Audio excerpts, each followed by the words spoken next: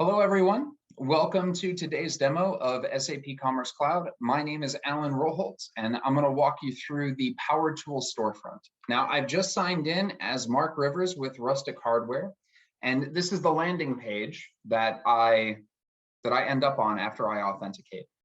We can see in the header that I have a welcome message here. I also have my account, some items that are currently in my cart, and I have the option to sign out.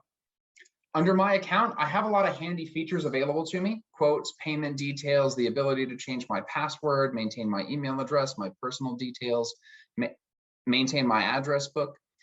If I was signed in as an admin, I would have the ability to create other users here. But for the purposes of this demo, working with Mark, he is somebody who's authorized to make purchases, but he's not an admin that's able to add in other users to sign on to the storefront. So let's start off by demonstrating the search functionality within Commerce. And I want to take a look for some cordless screwdrivers. Now, I could do that a couple of ways. I could just do a search for cordless screwdrivers. And in doing so, I will get a list of options that are available. If I hit the Enter key here, I'm going to be taken to the product listing page for that list the products that corresponds to the text that I searched for. Another way that I could do a search for a product would be to search based on its name. So I'm going to search for a particular screwdriver, cordless screwdriver, and this is the one that I wanted. The other way that I could search for this particular product would be based on its ID. So if I plug that in, we'll see here, it's the first one that's in the search results. I search for a product ID that's an exact match. And this happens dynamically as well. So if I didn't have everything in there already, and then I just continued to type in the remainder, as soon as there's a match, that's the first one that's available.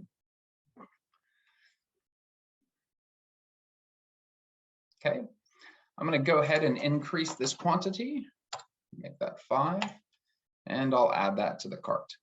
Now, at this point in time, I'm going to start the checkout process. There's a lot of cool functionality that's on the cart page.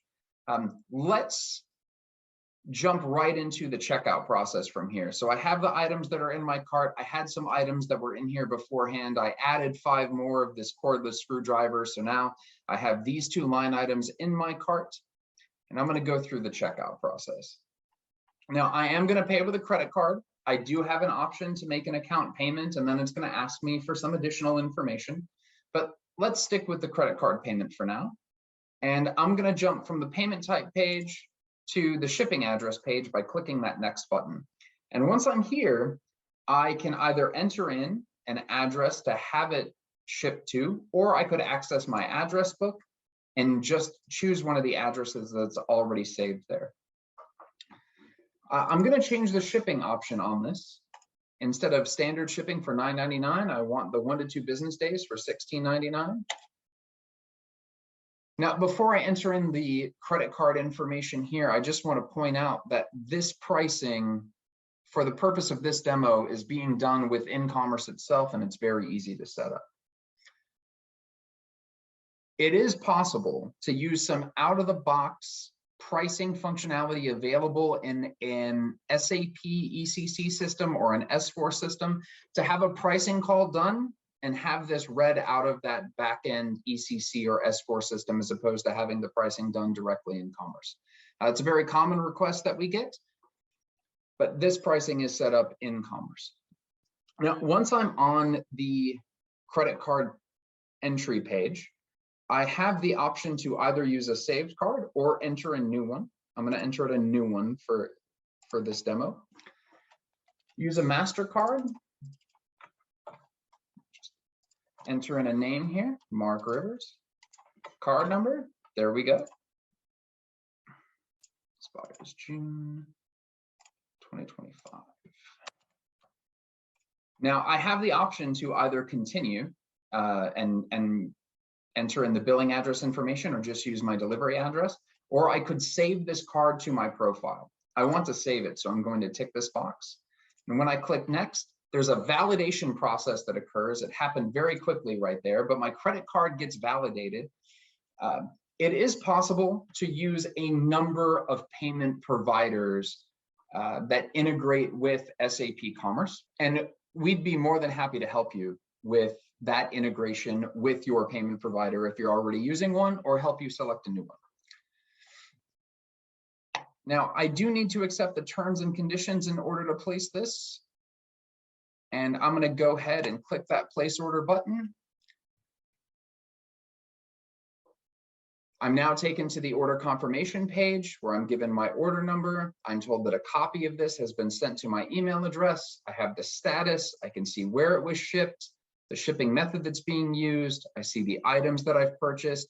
And I can also see the billing address and the last 4 digits of the credit card and the credit card type that I used for this purchase. Hi, everyone. Welcome to this demonstration of SAP Commerce Cloud. I'm Alan Roholt. Let's get started. I'm currently signed in to the Power Tools storefront as Mark Rivers.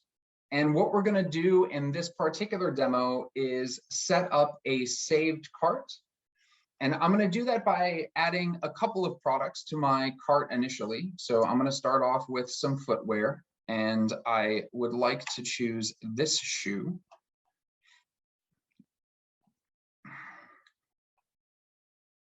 I actually want to do this through an order form so I can see what is available and I can see the different sizes here.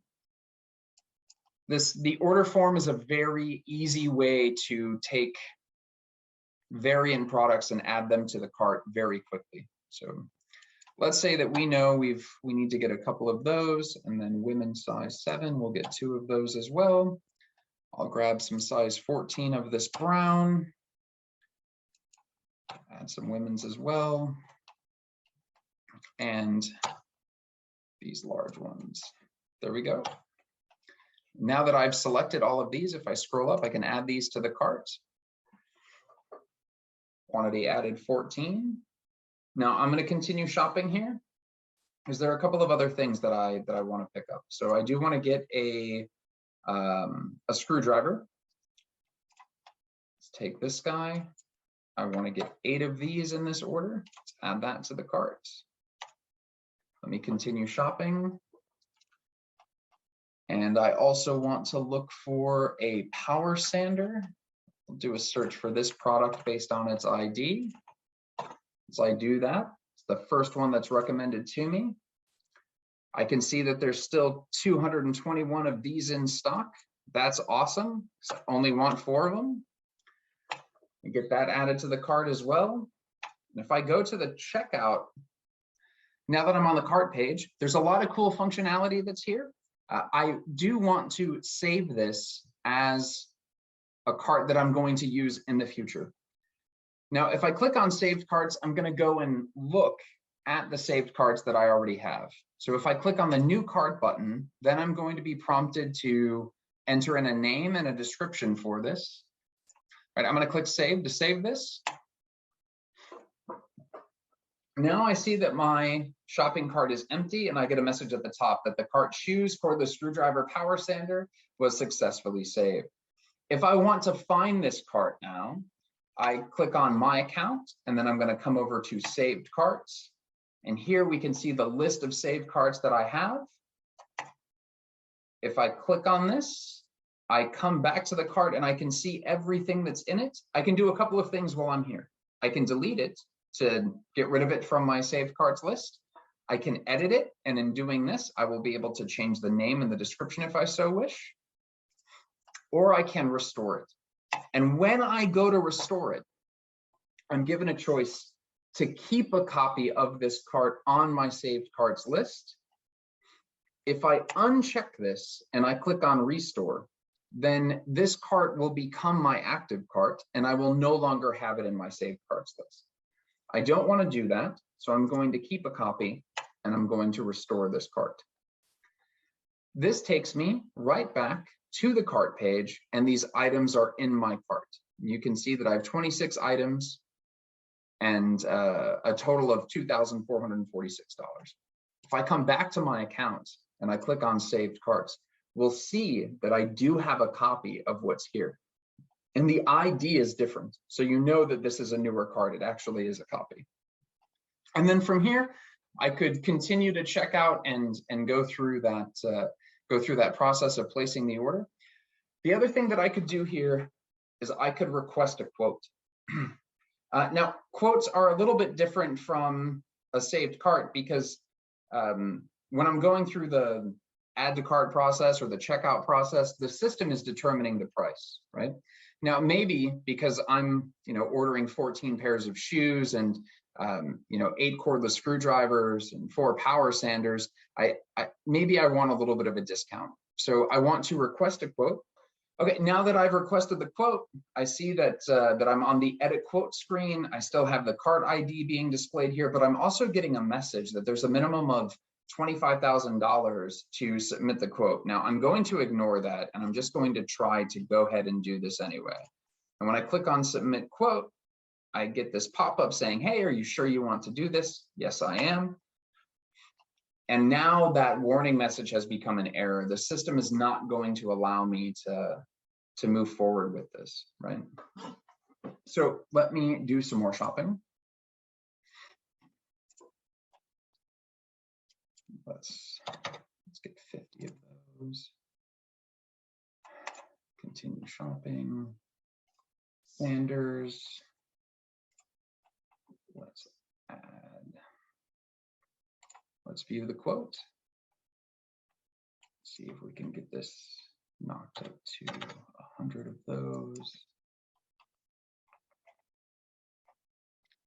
Let's do these. Okay, and now I'm above that $25,000 threshold, and now I can submit the quote. Yes, I'd like to submit the quote. And then I'm taken to my list of quotes after that. So at this point in time, somebody within the organization would receive this and they could make a decision as to whether or not they're going to approve the purchase at that price. And then I would be able to come back to this quote and place an order for that amount. That concludes our saved cart and quote demo. Thank you.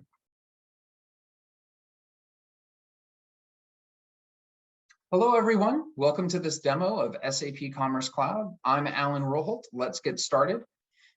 I'm currently logged on to the Power Tools storefront as Mark Rivers, and what I want to demonstrate here is the use of the address book functionality. So from my account, I'm going to click on address book, and I can see here that I already have an address, and it is saved as my default address. I could edit this if I wanted to, but for now, I want to add a new address. And we're going to say that this is in the United States. I could add in somebody else's information. So let's use Mark Rivers for this though.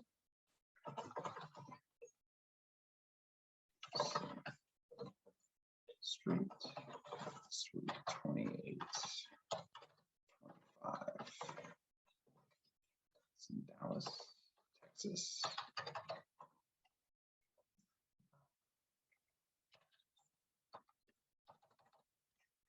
Make this my default address and save.